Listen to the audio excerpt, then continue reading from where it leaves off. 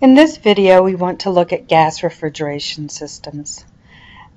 A Brayton cycle, when reversed, is, in a practical sense, the same as a Brayton cycle as a power cycle. The equipment is the same, but the effect is very different, and there will be one minor change that I'm going to actually use two heat exchangers rather than an intake and exhaust step. So if I reverse my compressor, it's going to become a turbine, and if I replace my turbine with its reverse, it's going to be a compressor. Heat exchangers, forward or backward, are still heat exchangers. Now, we draw the cycle in such a way that I go counterclockwise. And the reason for that is when I draw a TS or PV diagram and connect the dots, for refrigerators, the dots always get connected counterclockwise. And for power cycles, they always are connected clockwise. And so to remind us, we always draw our equipment plan so that it is connected counterclockwise on refrigerators. Now, the idea is I'm going to bring my material in and I'm going to compress it to a high pressure. Then I'm going to take heat out of it because that will have made it hot. I'll take heat out of it at a high temperature, cool it back down at that high temperature, and then run it through a turbine which will produce some power, just not quite enough to drive the compressor. It will produce some power. Now then, this will be at a lower pressure, and I'm going to now warm it back up to go through the compression process again by taking it through another heat exchanger. The heat intake will be from the air that needs to be cooled. When I measure the coefficient of performance for a gas refrigeration cycle, I use a beta, and I can do this in terms of actual rate of heat transfer and power, or specific rate of heat transfer and specific work. Either way, if I do my energy in to the system at the low temperature, H1 minus H4, and then net work is the work of the compressor and the work of the turbine. Okay, so it's H1 minus H2, but to make it be a positive quantity, the order is switched to H2 minus H1, but the work from the first law is H1 minus H2. And then H3 minus H4 is the work of the turbine. And so this form here is correct from the first law. It's just that the signs have been adjusted so that my overall beta value is positive. Now let's try this in an example. So we're going to look at air in an air standard Brayton cycle being compressed from 90 kilopascal and 20 degrees C to a pressure of 450 kilopascal. We're going to cool it to 20 degrees C before entering the turbine. The cooling load required is 20 kilowatts, and we want to find the mass flow rate of the air and the coefficient of performance for this acting in a refrigeration mode. So if I put the given information into a table, okay, at the inlet to the compressor, it's at the low pressure of 90 kilopascals and the temperature of 293. I'm going to compress it to 450 kilopascals. It's going to stay at that high pressure through the heat exchanger, so same pressure.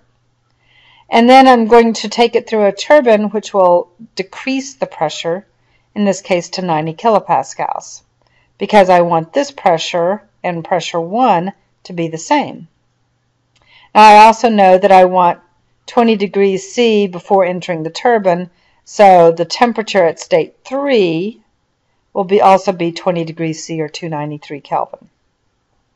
Now I just need to go gathering data. Since I'm doing air standard, I'm going to use ideal gas tables, and T is enough to look up any other properties. In this case, H and P sub R, that relative pressure, will be the information I'm looking for. So I look in the tables in the appendix of your textbook at 293 Kelvin, and I find that H is 571.9 and P sub R is 10.59. And that's going to be true for state 1 and state 3. Now for states 2 and 4, I am going to use the fact that my compressor and my turbine, if they are ideal, are isentropic. And if they are isentropic, then I just simply need to use the pressure ratio is equal to the relative pressure ratio. This is really the same as saying delta S equals 0, or it's an isentropic process.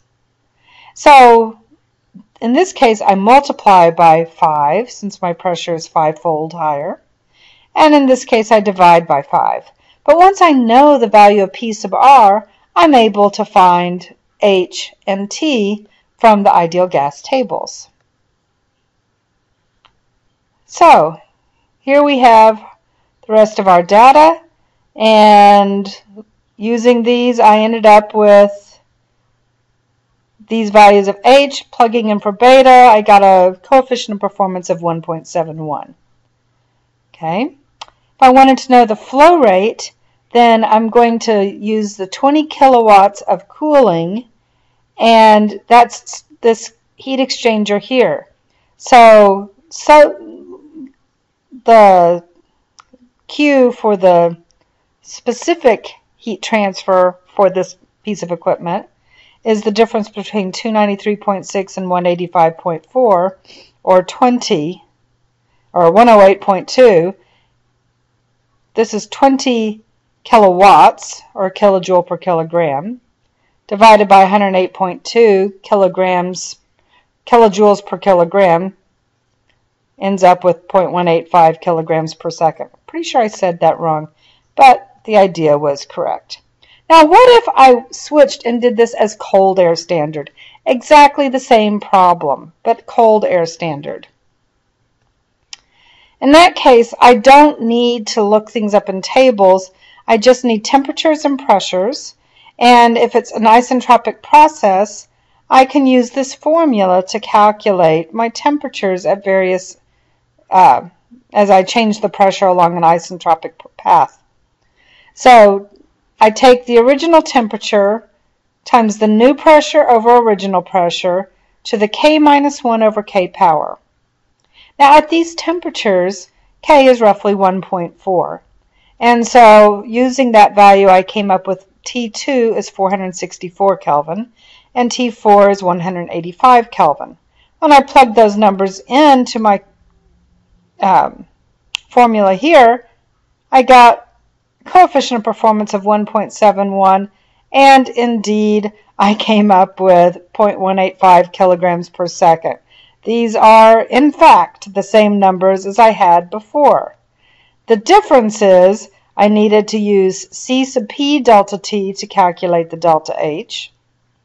Okay, so this step was one slightly tiny bit more complicated, but I didn't need tables and I got the same answer. So why would I get the same answer? Well, I'm getting the same answer because at low temperatures, C sub P for air is essentially constant. So the cold air standard assumption is very good here. It really is as good to do cold air standard if you're at ambient type temperatures as it is to have to look things up in the table. So this concludes our video on the Brayton refrigeration cycle.